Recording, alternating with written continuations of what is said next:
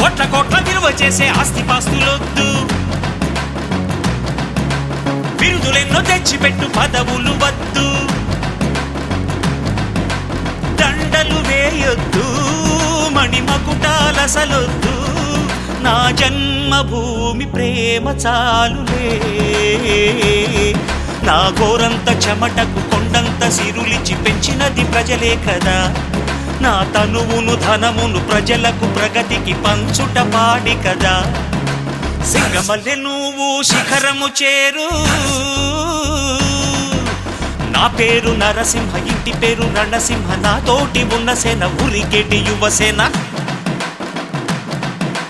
చూపు ఉగ్ర నరసింహ, రూపు దివ్య నరసింహ, యుద్ధమంటూ వచ్చిందంటే పంజా విప్పే నరసింహ.